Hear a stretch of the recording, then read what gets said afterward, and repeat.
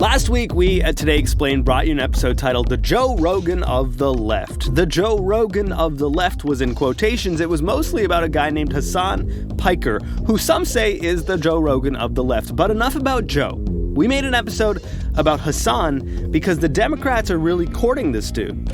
So Hasan Piker is really the only major prominent leftist on Twitch, at least the only one who talks about politics all day. What's going on, everybody? I hope everyone's having a fantastic evening, afternoon, prenoon, no matter where you are. They want his cosign, they want his endorsement because he's young and he reaches millions of young people streaming on YouTube, TikTok, and especially Twitch. But last week he was streaming us. Yeah, I was listening on stream and you guys were like, hey, you should come on the show if you're listening. I was like, oops, caught.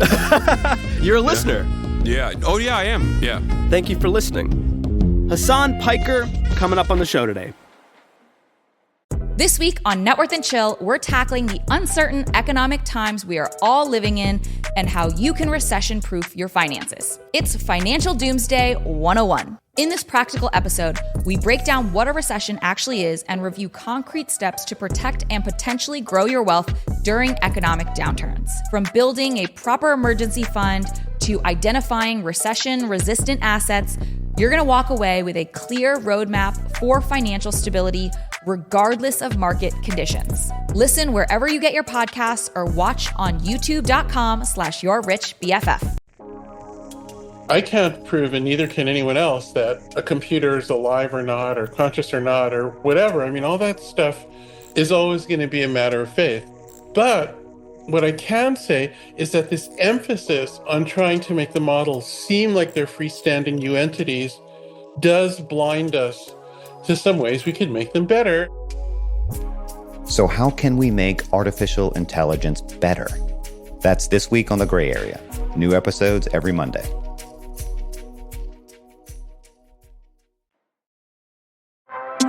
Hello, I have something huge I wanted to tell you. My name's Sean Rameswaram. I host Today Explained along with Noel King.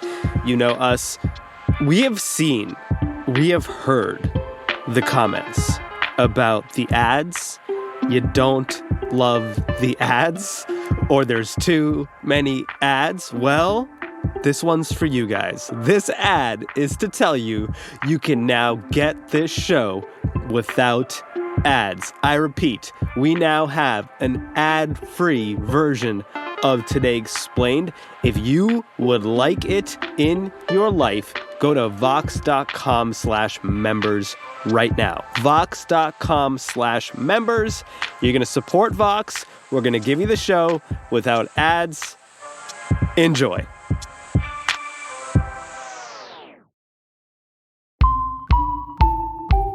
This is Today Explained. I'm Hasan Piker, also known as HasanAbi online. I go by many names. Hasan the Hun on Twitter, Hasan D. Piker on TikTok, but HasanAbi primarily on Twitch. I'm live on Twitch every day from 11 a.m. Pacific time, usually around 7 p.m. to 8 p.m. Pacific time, every single day, 7 days a week. No matter where I am around the world, I try to hit that same time frame. And I'm a political commentator. People call me many different things. Radical, sometimes even a terrorism lover. Just, slander to I think, designations that I would not see fit for myself, such as like activist, organizer, or even journalist, really. You are doing a lot of stuff and spending an enormous part of your day making yourself available to people on live streams, on social media. What do you think? Like, what's your sense of what people come to you for? I think a lot of people see me as talk radio that's always on, but with a Zoomer/millennial focus rather than anything else. Like it's not that unique. I'm not like necessarily reinventing the wheel here. I think it's just like a guy that you can have in the background while you're doing your chores and you stay up to date. Maybe also sharing the feeling of catharsis or anger that you feel as well, that is being channeled by the guy that you're getting your news from. And the guy they're getting their news from has some strong political opinions, beliefs, and he talks about them often, but not exclusively. Yeah. What would you say are your politics? How would you describe them? I mean, I call myself a leftist, definitely an anti-imperialist. I think I'm anti-war. I believe that we should not spend so much money on 800 military bases overseas and constantly bombing some of the poorest countries on the planet. And we should instead spend it on infrastructure, jobs programs, and expansion of the welfare state, with the ultimate goal of creating a new way of organizing our economy and our society in general, an evolution from the existing form that is more egalitarian and has more benefits for as many people as possible. Because I think we're the wealthiest country on the planet. We are in the post-abundance universe, and I don't mean that in an Ezra Klein way. I mean, like, we literally have a surplus of food supply, for example. Like 10 million people should not be dying due to famine-related diseases around the globe at this point. It's a matter of supply chains. Like, it's a matter of not wanting to feed people. But saying that right now, saying that in 2025, when the federal government, the Trump administration right now is cutting back aid to some of the poorest people on earth, that's like inherently a left-right question. Do you consider yourself as a leftist a Democrat? No, I don't consider myself a Democrat. I think just like Bernie Sanders says, he finds himself caucusing with the Democrats quite frequently because that's the only game in town. But I wouldn't necessarily say I'm a Democrat. I mean, it is a duopoly. They're the only game in town. They're the only counterbalance towards the growing rightward shift in this country. And I oftentimes find myself at odds with the Democrats because I feel that they also make way for this growing rightward shift in this country rather than oppose it. Whether it be under the Trump administration, as we've seen so far, with Chuck Schumer refusing to fight back against the quote unquote clean continued resolution bill, and maybe even pushing for a government shutdown in an effort to use the only minority party power position that they have, or whether it be completely caving and capitulating to right-wing framing when the Democrats were in charge, when it came down to accelerating America's foreign policy, like the continuation of the Abraham Accords from the Trump administration, refusing to go back to the table with Iran, which was Obama's signature foreign policy accomplishment that Biden did not revert back to when he came into power, or most significantly, I think, the rhetoric around immigration and immigrant crime, a concept that is entirely made up. This isn't to say that immigrants are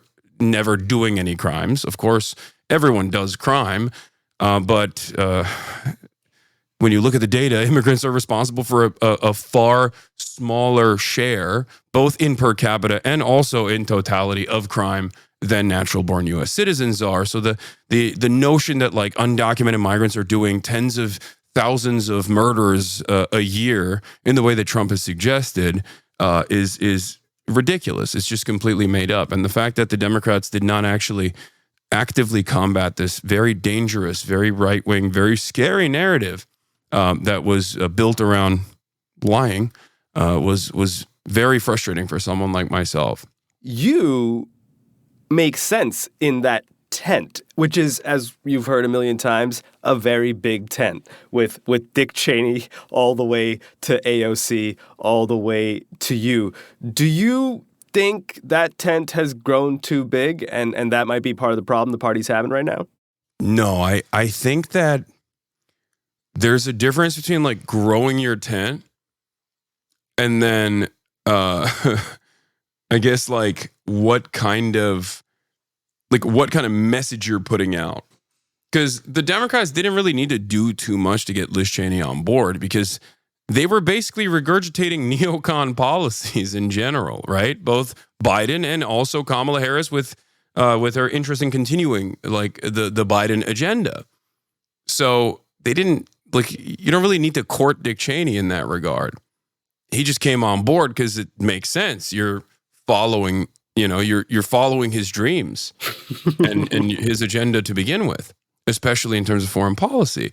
What I want is for the Democrats to actually expand its tent to the American working class.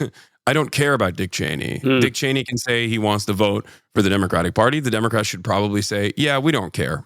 Fuck you. You're a terrorist. You're a war criminal. Your hands are bloody.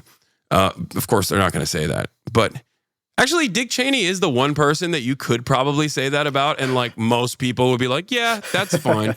Like, even you might not even be able to get away with that with like GW, but you could get away with that with Dick Cheney. Like, he is a monster and also deeply, deeply disliked. Like, there's no constituency for this man. Just like there's no constituency for Liz Cheney. Like, they just tried to make it happen. They tried to make fetch happen with Liz Cheney so hard when they're just like, yeah, no, see, the country's over party. That's what we're doing. Me and Liz Cheney hand in hand. And it's just like doesn't make any sense because no one is a Liz Cheney head. Yeah. Like, even the MSNBC watchers are like, I guess this is good because someone else might like it. That's always the marketing for the Democrats. Someone else is going to like this, I promise. I asked Tim Walz how many votes he thought Liz Cheney won the Democrats or won Kamala Harris, and he dodged the question. Yeah. I wish Tim was a little bit more of a fighter. That's the problem with a lot of these Democrats who I think are like much better politicians in general than the ones that get highlighted. The fighters are so technocratic and so invested in this third-way neoliberalism agenda. Like, they're zealots. But then the actual good, like, left populist or left populist adjacent Democratic Party politicians are unfortunately too soft. Like Bernie. Bernie is way too soft. I love him. I have so much respect for him. But this was my criticism of him in both 2016 and 2020. It's just like he was way too soft. In 2020, he also loves Joe Biden personally. That was another issue. But soft how? Like how do you mean? You think his policies aren't hard enough? No. That more his policies. I mean, yeah, his policies are great. I think for the time they are, fairly normal demands that every American would agree to.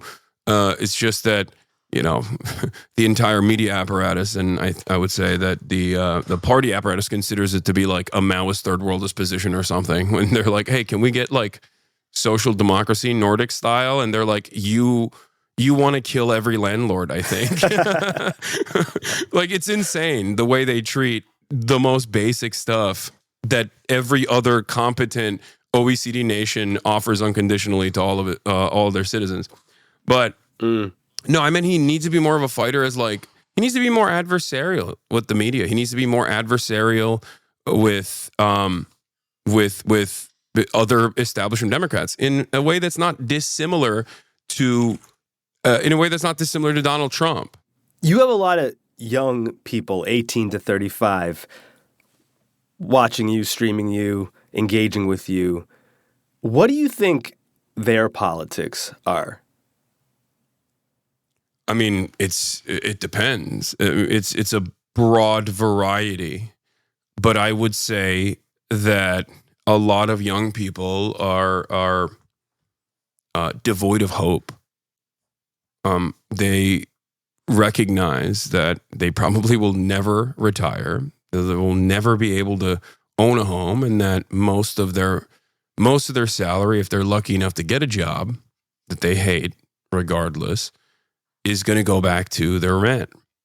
And these are the issues that are I think, creating incredible amounts of pressure and pain in the minds of a lot of young people in this country. They just don't feel hopeful. And I understand it. I mean, how could you? How could you feel hopeful when looking around at your prospects and you're like, shit looks dire? And what do you say to them? I tell them to not cave to nihilism, and to maintain revolutionary optimism, and to remind themselves that there are things that are in their control. self-improvement being one of those things, and that they should remember that their cause is just and their demands are perfectly rational, and that they should continue trying to marginally improve both their personal standing, but also organize in their communities and unionize in their workplaces so that they can see some immediate benefits to that through collective bargaining.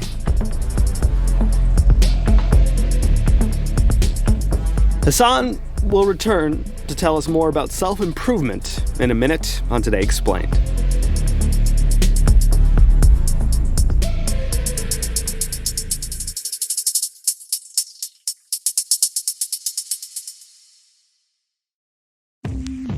Support for the program today comes from Betterment. You thought I was going to say something else. Betterment asks, do you want your money to be motivated? Do you want your money to rise and grind? Do you think your money should get up and work? Betterment has a lot of questions for you and for your money. Betterment is an automated investing and savings app that they say makes your money hustle. That's a fun visual. Their automated technology is built to help maximize returns, meaning when you invest with Betterment, your money can auto-adjust as you get closer to your goal, rebalance if your portfolio gets too far out of line, and your dividends are automatically reinvested. And according to the company, that can increase the potential for compound returns. Visit Betterment.com to get started. Investing involves risk. Performance is not guaranteed. Weight loss. It needs to be fast and sustainable. Noom GLP-1 starts at just $149 and ships to your door in 7 days. Take it from Clay-Vossier, who lost 35 pounds on Noom. It's a psychological thing, too. They're definitely teaching how to live a better, healthier lifestyle. Noom is teaching me the habits so I do not have to be on weight loss meds forever. Don't believe it? Take it from Lauren, who lost 22 pounds on Noom. If I come off of the GLP-1, it's not going to automatically make my weight yo-yo back. I'm going to have good skills and know what to do to take care of myself. $149 GLP-1s? Now that's Noom smart. Noom, the smart way to lose weight. Get started with Noom GLP-1 at Noom.com. Real Noom users compensated to provide their story. Individual results may vary. Not all customers will medically qualify for prescription medications. Compounded medications are not reviewed by the FDA for safety, efficacy, or quality. Fox Creative. This is advertiser content brought to you by the all-new Nissan Murano. Okay, that email is done. Next on my to-do list, pick up dress for Friday's fundraiser. All right. Where are my keys? Oh, in my pocket. Let's go. First, pick up dress, then prepare for that big presentation, walk dog, then... Okay, inhale. 1, 2, 3, 4. Exhale, 1, 2, 3, 4. Ooh, who knew a driver's seat could give such a good massage? Wow, this is so nice. Oops, that was my exit. Oh well, that's fine. I've got time. After the meeting, I gotta remember to schedule flights for our girls' trip, but that's for later. Sun on my skin, wind in my hair. I feel good. Turn the music up. Your all-new Nissan Murano is more than just a tool to get you where you're going. It's a refuge from life's hustle and bustle. It's a place to relax, to reset, in the spaces between items on your to-do lists. Oh, wait, I got a message. Could you pick up wine for dinner tonight? Yep, I'm on it. I mean, that's totally fine by me. Play Celebrity Memoir Book Club. I'm Claire Parker. And I'm Ashley Hamilton.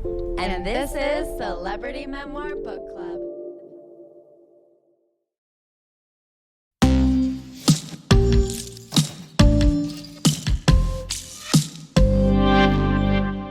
Today Explained is back with Hasan Piker. If you've never seen him, he is jacked. And We don't usually ask our guests about their appearance, but we kind of felt like we had to with Hasan because it's a big part of his persona. So, here we go. You're like a bigger dude. I'm like a skinny dude. Do you look at me and be like, why is this guy self-improving more? Why hasn't he fully actualized himself? No, not at all. I mean, first of all, self-improvement doesn't mean like reaching a final stage or anything. It means like improving yourself in both invisible and visible ways and bettering yourself from where you were the day prior. It has nothing to do with like where you have gotten to. I mean, it's great. It's definitely fantastic for your confidence if you do improve yourself and then you start seeing those benefits. But, it has nothing to do with like the way you look right now. There's nothing wrong with the way you look. You look great. Thank you so much. You're very handsome. You look great too. You're very handsome as well. What's your protein intake? Is there a lot of protein going on? Yes. I consume about at a minimum 220 grams of protein every day. Amazing. Yeah. It's all right. I eat a lot of chicken. I love chicken, so it's fine. Just straight white chicken breasts every day. How much do you feel like being kind of yoked is like part of your draw and your persona? I think initially in leftist circles it's a negative. people look at me and immediately assume that I am a right-wing dude. I mean, at this point, it's like hard to say that because obviously most people know what my politics are. But if you don't know who I am from afar, you think like, oh, that's like a alpha bro, potentially right-wing kind of guy. What is your read on why this male optimization getting, really beefed up has like a left-right divide? And what is that divide about? I mean, I think there's a bunch of different reasons for it. But I think like a lot of these guys, they don't think too hard about politics and then they find themselves trapped in this right-wing bubble. And then I think that they just like associate that with they associate like self-improvement and self-help with that in general. It's not self-help inherently is not like a leftist or a right-wing thing, I don't think. Mm-hmm. But it does seem like a lot of the content creators that are promoting that and presenting themselves as that are definitely at the very least right-wing. But I think part of it is because that's just the domineering attitude in general. If you don't really think about things too much, you kind of find yourself susceptible to social conditioning. And that does have a right-wing slant, the whole common sense narrative. It's like, this is just common sense. I don't understand. 2 genders, common sense. Like, you didn't put a lot of thought into it. That's just what you learned your entire life. So, of course, like, you kind of slot yourself into the right wing in that regard.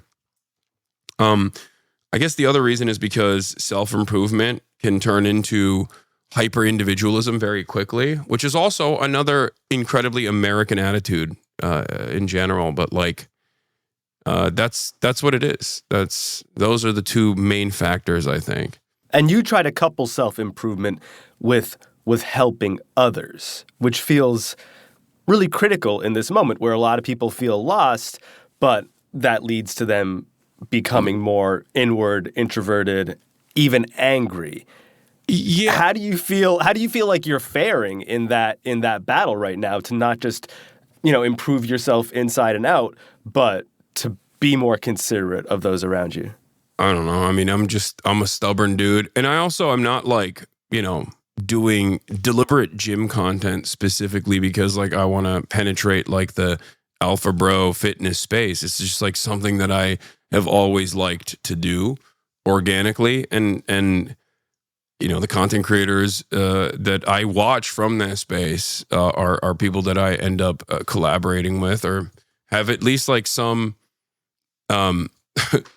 mutual interests with, like mutual shared interests with. So that's what it is. It's not me just being like, ooh, if I work out and like present myself as this guy, then, more alpha bros will listen to me. Because a lot of people a lot of people will still, especially something I've seen online, is that like people would rather hear your output and then make up their minds rather than like look at you or genuinely understand whether you care about certain things or not. Like there's this phenomenon online where like Ben Shapiro says the masculine things, so he's more masculine than someone like myself. I'm soy, I'm gay, I'm lame, because I think you shouldn't be mean to trans people.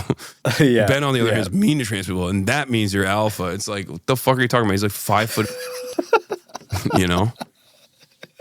I think that the reason why the right is so successful at capturing the attention of young men in particular is because they are at the they're taking a lot of the worst aspects of the hopelessness that I was just talking about, that everyone in the next generation is experiencing, and right-wing commentary is like a warm blanket that you can surround yourself with that says you're right to be angry, and you should be angry at vulnerable populations. You should be angry at people who have no power over you. And then if you dominate them a little bit, then that gives you a little bit of power, right? It reminds me of was it the LBJ quote about, telling the lowest white man that he is higher than any black man. If you can convince the lowest white man he's better than the best colored man, he won't notice you're picking his pocket. Hell, give him somebody to look down on, and he'll empty his pockets for you. I mean, we see different versions of that even today, more evolved versions of that with like DEI. People will be like, Bill Burr's wife is a DEI wife, and I'm like, what do you mean by that? DEI wife? DEI wife. Oh. Is it because she's a black woman? Is that why you're saying DEI wife? Yeah. He seems to really love her. But I think what you're getting at here is the vision that the right is selling to young men is very compelling, because it doesn't necessarily involve growth or progress. It just affirms what they already believe, or maybe what their fathers and their fathers before them believed. But you seem to do something special, which is you create an alternate vision for young men, for young people. And it bummed me out a little bit when you said the vibe that you get from most young people is that they're losing hope, because that's a shitty place to be when you're young. What keeps you hopeful? The one area of hope that I have right now is the momentum that I've seen from AOC and Bernie Sanders, who are going out and speaking in front of tens of thousands of people that may have not even voted for Bernie Sanders in the primaries, right? Like people from all different walks of life that are, both Democrats and maybe even some not Democrats, coming together and being like, yeah, everything is messed up. We need to do something about it. So there's definitely a lot of interest, I think, right now amongst the American working class to change things. Some people have associated that change with Donald Trump. I find that kind of change to be worse, because I think Donald Trump is further breaking the system that was broken previously prior to this. But the fact that some people recognize that there must be a different mechanism for change, and they find Bernie to be a vehicle for that is somewhat positive. But it entirely depends on where it goes from here. Does the Democratic Party turn around and go, okay, we got to do that? Enough with this, third way neoliberalism. Enough with the zealotry that we've demonstrated. Constantly talking about true market centrism hasn't been tried. True neoliberalism hasn't been tried yet. It will happen one day. We will unleash the markets, and we will free the people. It will be amazing. True neoliberalism cannot fail. It can only be failed. Like, this kind of attitude is ridiculous. And I think it's academic, it's smug, it's elitist, and it's wrong. It's demonstrably wrong. And I think people don't want to hear it anymore. So I hope the Democratic Party recognizes that, and then more and more people run for office and say, no, I don't want corporate donations. I'm done with the billionaires and millionaires. I'm done with you. I'm done with the rest of the Democratic Party. I'm going to be a Democrat, but I'm done with the Democratic Party. That's what Republicans did over the course of many, many years as well. And they feared their base. They did not worry about the potential political repercussions of pushing for incredibly unfavorable and unpopular policies. And look where they're at now. They got rewarded consistently time and time again for at least doing something. Like, that's the attitude that many Americans have. They're just like, yeah, everything is messed up. At least this guy wants to, break the system. And I don't really like the system anyway. I don't like the institutions anyway. What have they done for me? So let's test this out. Hasan Piker, I know you're a very busy man. I know you got like 8 hours of streaming right ahead of you. Thank you for sitting down with us before you got started. Yeah, it's no problem. I love yapping. So that's all I do. I can tell. I appreciate it. All right, have a good one, man. All guys. the best to you. Take care.